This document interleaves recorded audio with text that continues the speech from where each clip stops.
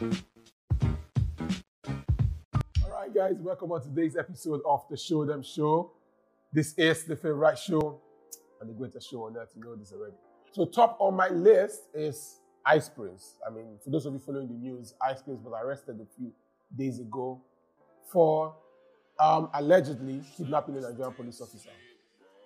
You know, that whole allegation really doesn't even make any sense to me because, I mean, how are you kidnapping somebody who's fully armed? We know that Nigerian police point their guns at you for no damn reason, for no significant reason. They could just literally point the gun at you for looking so fresh.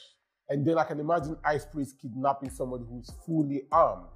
But that's not the funny part of this news. I mean, the interesting part of the news is the picture. Did you see the picture the police chose to make public of Ice Prince? We know that the Nigerian police have a creative way of making the coolest person look like he's from the trenches. But for Ice Prince looking like that, I think that's like a violation. That picture alone is that one. It reminds me of that one was a violation. You know, that picture itself is a violation of everything. I think that they made that picture public overrides whatever crime Ice Prince must have committed. Putting that picture public is the highest crime you can commit against a supposed Ice Prince. Have you seen the picture? Ice Prince sweating in his supposed mugshot. The Ice Prince sweating. Makes no sense, does it? You know, I felt really embarrassed. And at that point, really, I didn't care what Ice Prince did. I found no concern, you know. Whatever the police said he didn't do it. Please, on the light. I don't feel safe. I want to see where I'm going to. I don't feel safe. I need the light. That's it. Because you can't put an innocent man up in display like that. That is unbelievable. That's unacceptable. It's so embarrassing. And I think the fact that they have that picture should make up for whatever crime he committed. And I think it's time we start sponsoring the hashtag Free Ice Prince. And it's been a sad week, really, for those of us living in Lagos. And there's been another building collapse. And this makes it how many? I've lost count, you know, really, of how many times a building collapse in Lagos. And one would really wonder if the government agency are really doing their job, because if they were set guidelines and they were, you know, enforcement of these laws, we shouldn't be having this, you know, repetitive or reoccurring tragedy. I must say. Barely a year ago, there was a building collapse on the island that claimed about 40 lives. And a few days ago, there's another building collapse. And this is coming after, you know, a video was made that went viral. You know, somebody saw this building and knew it was a threat to society and threat to, you know, those working at the site, made a video online. And 4 days, it took 4 days after that video for the building to collapse. Nobody did anything about it. The agency did not, you know, do anything about that report. And it really just sad because when you think about the fact that Nigeria have no emergency line, you know, like the UK have the 999, the US have the 911. We don't have an emergency line in Nigeria as such. And so our own emergency line is social media. People see something, they post it on social media, the right agency gets a hand of it, and then they swing into action. But in this case, nothing was done. Somebody saw this building, knew what a disaster waiting to happen, made a video, posted it on our supposed emergency line, which happened to be social media. It took 4 whole days, and nothing happened. And now the building is collapsed, and there's been loss of lives, and, you know, families have been swung into, you know, very sad moment. And we can only hope that the families of the deceased find comfort at this very difficult time. And speaking about difficult times, the federal government is having a very difficult time dealing with ASU. As a matter of fact, they've come out a few days ago to say they've done all that they possibly can. You know, when, you know, like we said last week, the federal government and ASU are clearly in a toxic relationship. So when one partner has done all they can, they don't say that, you know what, I'm done. And that's where it is right now. You know, federal government is saying, listen, I've tried all I can. This relationship is not working. It's not you, it's me. You know, that kind of thing. And it appears that, you know, the federal government and ASU are dragging the Nigerian populace into their, you know, toxic relationship, because federal government is saying they've done all that they can. ASU is saying they will not give in. But then the Nigerian populace will have to suffer for it because it's been over 6 months of since schools have been shut down and people are at home.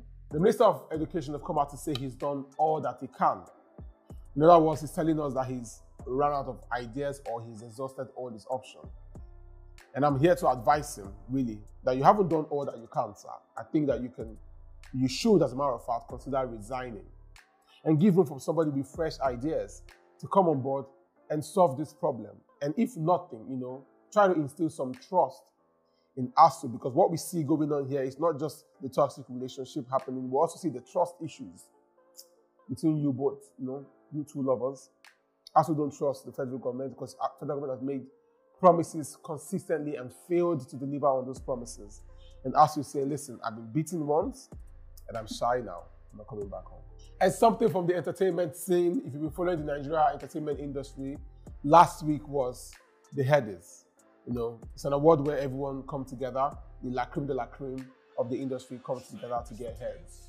And it's quite interesting, just watching the 15th edition, by the way, and we must congratulate, the Headies for putting this together.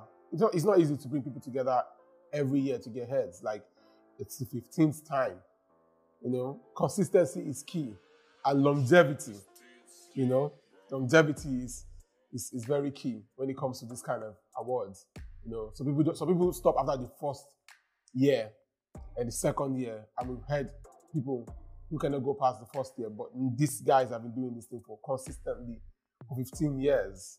It takes a lot of stamina, if you ask me. That's not the big news. The big news for me really is Portable, who happened to be the biggest artist from Nigeria, in case you haven't heard. Now you know. Portable is Nigeria's biggest artist ever in his eyes. And he was nominated for the Street Hop of the Year. Lost it. Because I mean, they give Street Artist of the Year. Whose song you sing? You sabi sing? Since when you don't sing that song, you sing another one?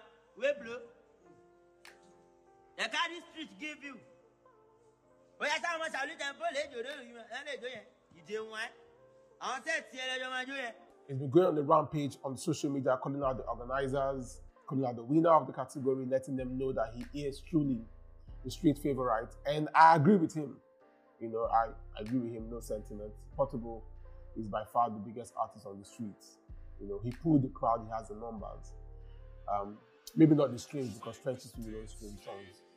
But yeah, Portable is my own street hop of the year, and I think that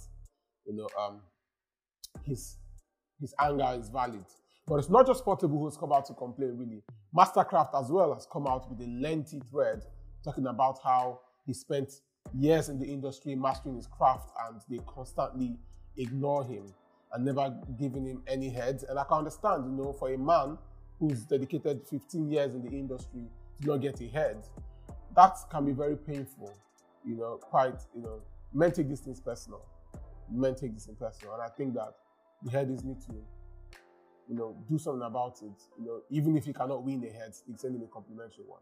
But yeah, congrats to everyone who won at the last concluded Headies. And it wasn't only the guys that won, the ladies too won.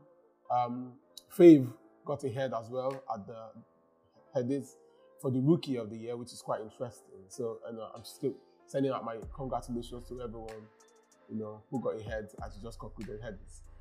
And until I see you again next time, ladies and gentlemen, this is the Show Them Show.